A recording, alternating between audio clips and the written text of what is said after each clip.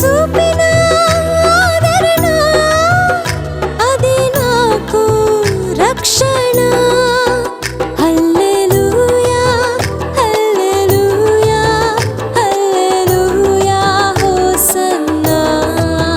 హల్లెలూయా హల్లెలూయా హల్లెలూయా hosanna.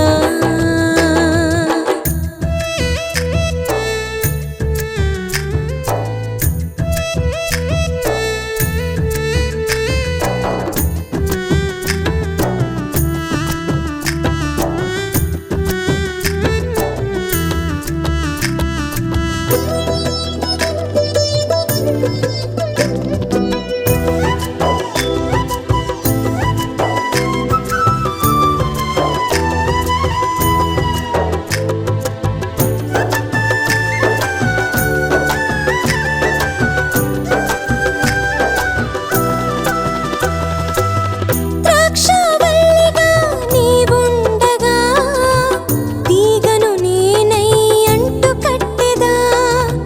ద్రాక్ష తోటలో పనిచేయగా నీ సేవలో నేను చిగురించెదా.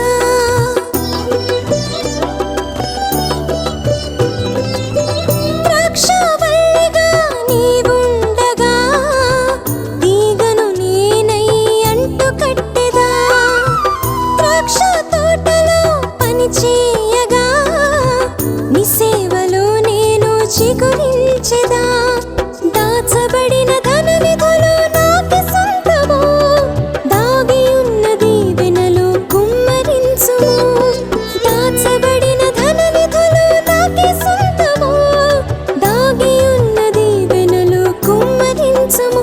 హల్లెలూయా హల్లెలూయా హల్లెలూయా హోసన్నా. హల్లెలూయా హల్లెలూయా హల్లెలూయా హోసన్నా. నీరు కట్టిన తోటవలె ఉందును నీవు నాలో ఉండగా. నీరు కట్టిన తోటవలె ఉందును నీవు నాలో ఉండగా.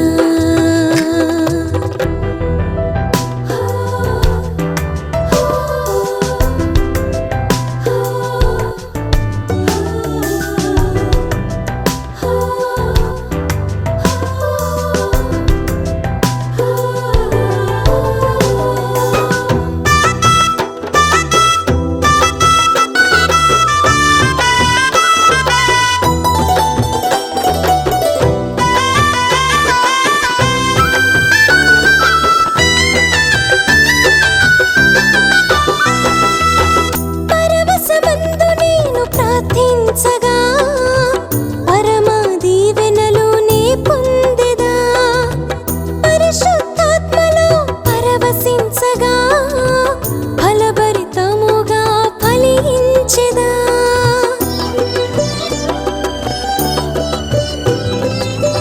పరవశమందు నేను ప్రార్థించగా పరమ దీవెనలు నే పొందెదా.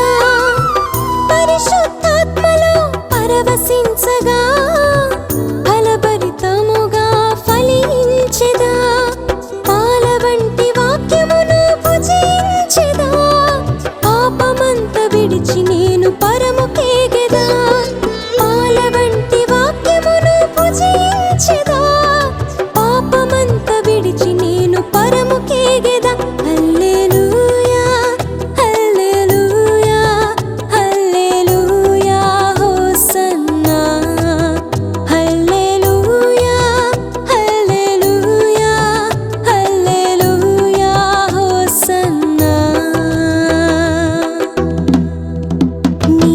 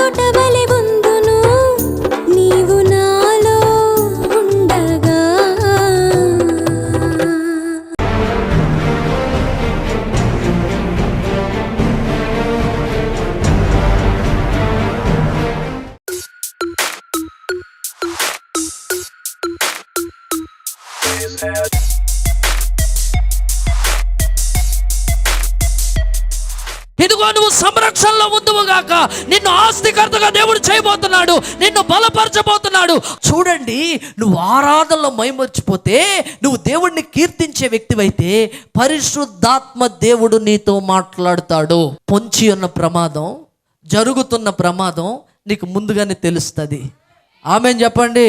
అంటే పరిశుద్ధాత్మ దేవుడు నీకు ప్రమాదాన్ని చూపించేది, పరిశుద్ధాత్మ దేవుడు నీకు ప్రమాదాన్ని చూపించేది ఆ ప్రమాదంలో నిన్ను ముంచడానికి కాదు, ఆ ప్రమాదంలో నిన్ను హతమార్చడానికి కాదు, ఆ ప్రమాదంలో నిన్ను నాశనం చేయడానికి కాదు, ఆ ప్రమాదాన్ని ఎదిరించి ఛేదించుకొని ముందుకెళ్ళడానికి. పరిశుద్ధాత్మ దేవుడు ఇదిగో మీ అందరితో మాట్లాడుతూ ఉన్నాడు. నీ ప్రమాదాలన్నిటిలోంచి నేను మిమ్మల్ని విడిపిస్తాను. వాడు గర్జించే సింహంలాగా అటు ఇటు తిరుగుతున్నాడు, నిన్ను మింగుదామని, నిన్ను నాశనం చేద్దామని, నిన్ను పతనం చేద్దామని, నీ ఆరోగ్యాన్ని దోచుకుందామని ఆడాటలు సాగవు. ఎందుకంటే ప్రభువైన ఆత్మ నీకు తోడుగా ఉండి నిన్ను విడిపించి గొప్ప చేయబోతూ ఉన్నాడు. 91వ కీర్తన చెప్తూ ఉంది, నీ శ్రమలో నేను నీకు తోడై ఉండేదను, నిన్ను విడిపించి గొప్ప చేతును. ఆమేన్ చెప్పండి. అవునండోయ్, ఈ దేవుడు సామాన్యమైన దేవుడు కాదు. నువ్వు దేవుణ్ణి కీర్తించే వ్యక్తివైతే గొర్రెలు కాసుకునే ఆయన్ని రాజుగా మార్చిన దేవుడు మన మధ్యలో సంచరిస్తున్నాడు.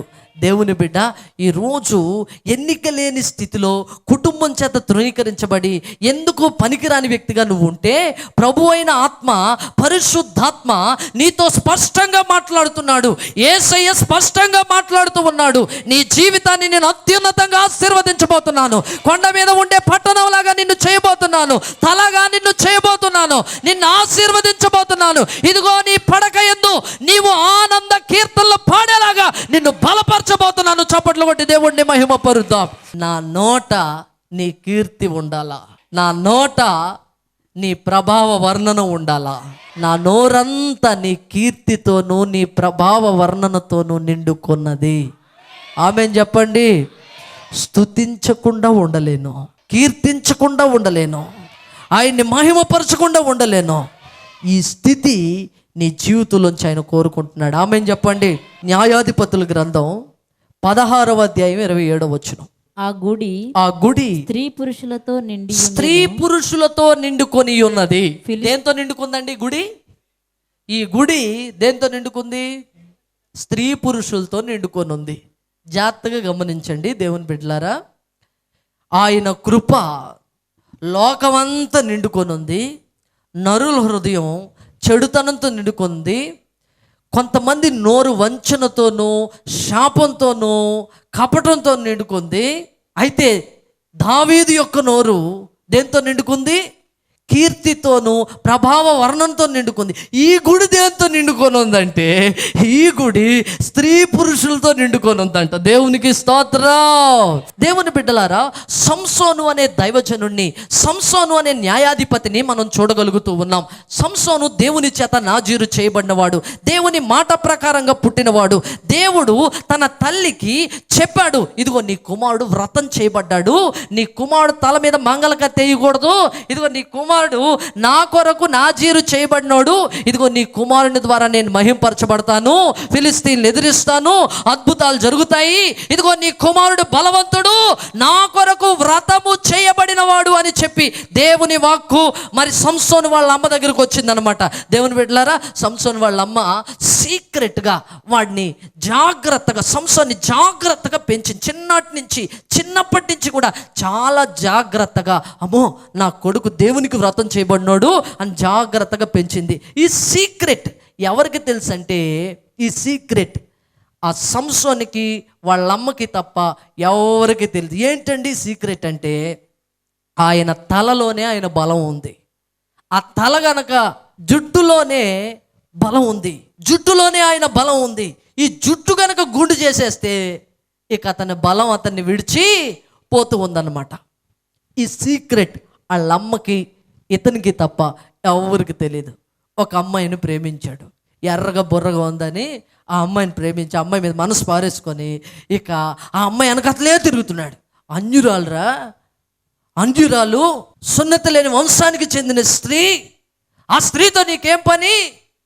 స్వజనుల్లో ఎవరు లేరనే, మన వాళ్ళు ఎవరు లేరనే ఆ అమ్మాయి కోసం నువ్వు మనసు పడ్డావా, నువ్వు వదిలేసుకో అని చెప్పి వాళ్ళమ్మ నాన్న గద్దించినా కానీ నాకు ఆ పిల్లే కావాలి, నాకు ఆ అమ్మాయే కావాలని చెప్పి ఆ అమ్మాయి గురించే కంకణం కట్టుకొని ఇష్టం వచ్చినట్లుగా తిరిగి ఆఖరికి ఆ అమ్మాయి లాలన మాట్లాడి, బైబిల్ చెప్తా ఉంది కొంతమంది స్త్రీలు లాలన మాటల చేత, జార స్త్రీ లాలన మాటల చేత మోసపుచ్చుతుందని.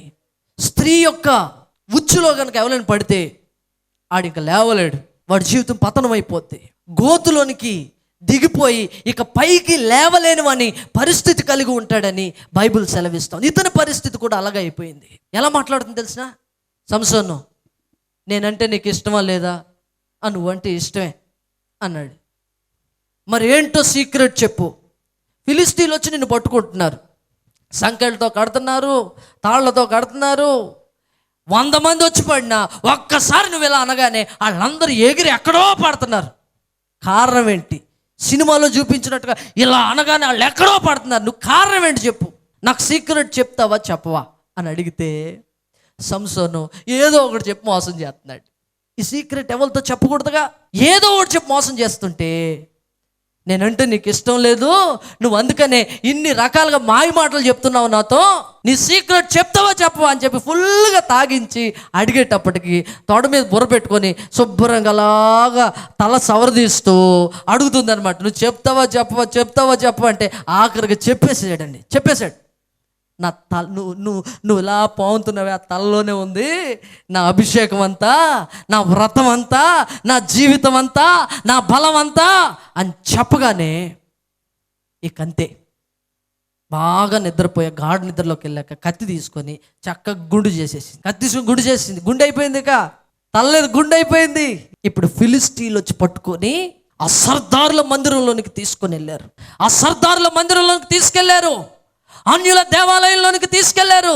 ఆ గుడంతా, ఆ మందిరం అంతా ఎలా నిండుకొని ఉందంటే స్త్రీ పురుషులతో నిండుకొని ఉన్నది. కానీ వాళ్ళకి తెలియని విషయం ఏంటంటే సంసోను దేవుని కృపతో నిండుకొని ఉన్నాడు.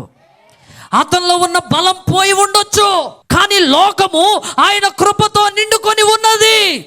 అతను చేసిన పని వలన అతని వ్రతము భంగమైపోయి ఉండొచ్చు, అతను చేసిన పని వలన అతని జీవితం నాశనం అయిపోయి ఉండొచ్చు, దేవుని మాట వినకపోవడం వల్ల అతను పతనావస్థకి దిగజారి కళ్ళు ఊడిపోయిన పరిస్థితి, కళ్ళు పీకబడిన పరిస్థితి, గాను గిసురుతున్న పరిస్థితి తన జీవితంలో నెలకొల్పబడి ఉండొచ్చు.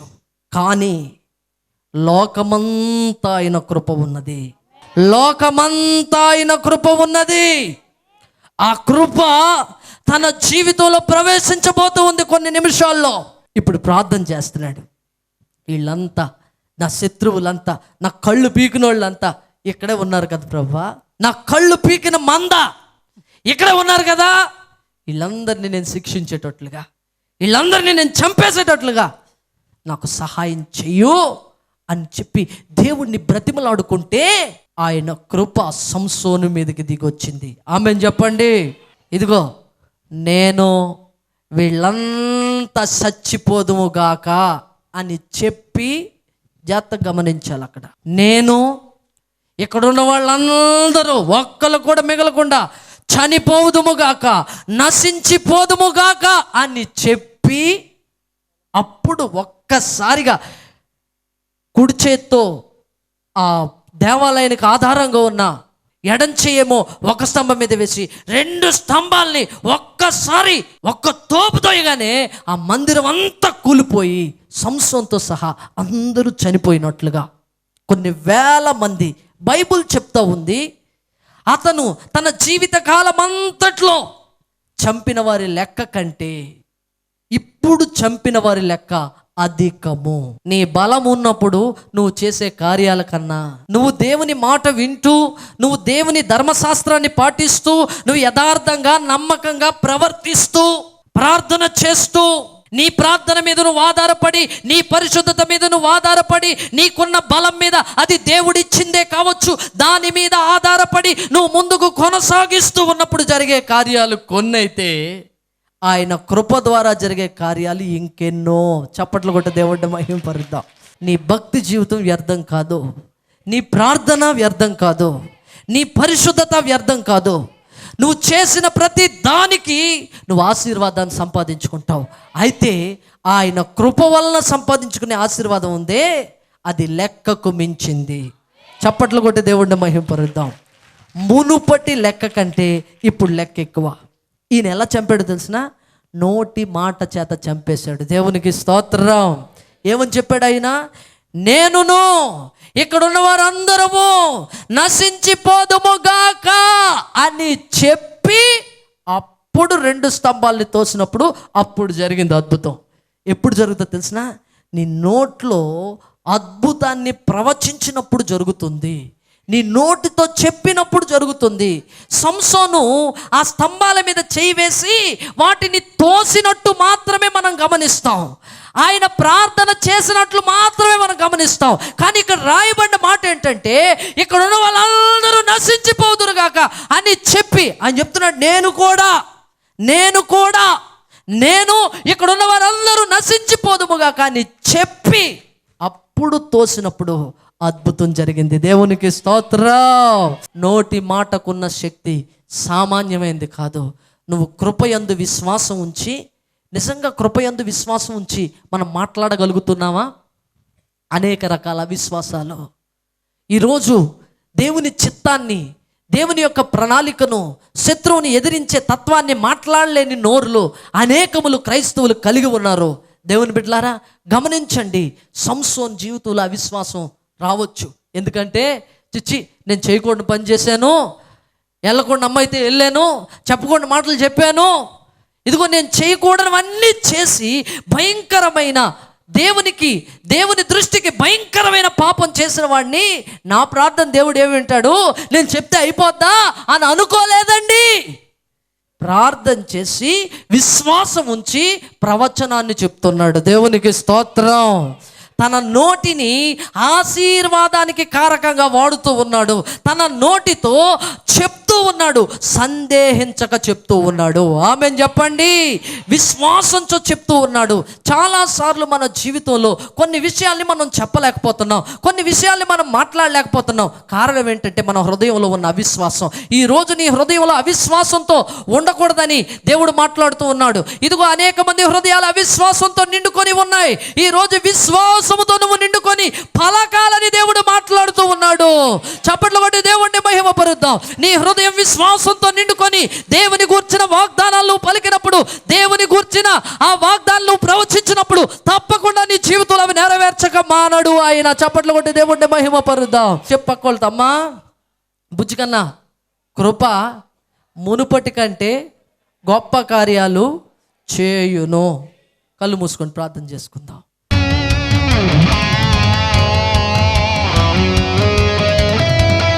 దేవుడు మీ జీవితంలో అద్భుతాలు చేయబోతున్నాడు, ఆశ్చర్య కార్యాలు చేయబోతున్నాడు, స్వస్థపరచబోతున్నాడు. యేసు నామములో స్వస్థత కలుగును గాక. ప్రతి విధమైన వ్యాధి ఇప్పుడే శరీరాన్ని విడిచి బయటికి పొమ్మని ఆజ్ఞాపిస్తున్నాను. షుగర్ నార్మల్ అవును గాక, బ్లడ్ ప్రెషర్ నార్మల్ అవును గాక, థైరాయిడ్ తొలగిపోవును గాక. ప్రతి విధమైన వ్యాధి శరీరాన్ని నుంచి బయటికి రమ్మని ఆజ్ఞాపిస్తున్నాను. కొలెస్ట్రాల్ ఇప్పుడే కరిగిపోవును గాక. యేసు నామములో స్వస్థత కలుగును గాక. మైగ్రేన్ తొలగిపోవును గాక, సైనస్ తొలగిపోవును గాక. ప్రతి నొప్పి, ప్రతి బాధ ఇప్పుడే శరీరాన్ని నుంచి బయటకు పోమని ఆజ్ఞాపిస్తున్నాను. ఎక్కడెక్కడైతే చేయిలు వేసుకున్నారో ఆ ప్రాంతంలో మీరు ముట్టి స్వస్థత కలుగు చేయండి స్వామి. ఇప్పుడే స్వస్థత కలుగును గాక అని ప్రవచిస్తున్నాను. యేసు నామములో ప్రవచిస్తున్నాను. ఇదిగో మా శక్తిని బట్టి కాదు, మా ప్రార్థన బట్టి కాదు, మా పరిశుద్ధత బట్టి కాదు, నీ కృపను బట్టి. ఇదిగో సంసోను జీవితంలో కృప వచ్చినప్పుడు అనేక గొప్ప కార్యాన్ని నీ కుమారుడు చూసి ఉన్నాడు. అదే రీతిగా అనేక మందిలో స్వస్థత మేము చూచుదుముగాక, అనేక మందిలో అద్భుతాలు మేము చూచుదుముగాక. ఇప్పుడే స్వస్థత కలుగునుగాక, అద్భుతాలు జరుగునుగాక. తిష్ట వేసుకొని కూర్చున్న అపవిత్రాత్మలారా, శరీరాలని ఇళ్ళని ఖాళీ చేయమని ఇప్పుడే ఆజ్ఞాపిస్తున్నాను. స్వస్థత కలుగునుగాక. అప్పు అనే కాడి యేసు నామములో విరగొట్టబడుగాక. ఉద్యోగాలు లేని బిడ్డలకు ఉద్యోగాలు కలుగునుగాక. జీవము ప్రవచిస్తూ ఉన్నాను. ఇప్పుడే జీవము ప్రవచిస్తూ ఉన్నాను. పరీక్షలు రాస్తున్న బిడ్డలు చక్కగా పరీక్షలు రాయడానికి తన ఆత్మ చేత, తన పరిశుద్ధాత్మ చేత ఇప్పుడే పరిశుద్ధాత్మ దేవుడు శక్తితో నింపుతూ ఉన్నాడు. యేసు నామములో స్వస్థత కలుగును గాక, విడుదల కలుగును గాక, ఆశీర్వాదం కలుగును గాక, నెమ్మది కలుగును గాక. ఇప్పుడే స్వస్థత మీ మీదకి దిగి వస్తూ ఉన్నది, అభిషేకం మీ మీదకి దిగి వస్తూ ఉన్నది, ఆశీర్వాదం మీ మీదకి దిగి వస్తూ ఉన్నది. ఈ హల్లెలూయా. యేసు నామములో ఈ ప్రార్థన అడిగి వేడుకొంచున్నాను మా ప్రియ పరలోకపు తండ్రి, ఆమేన్.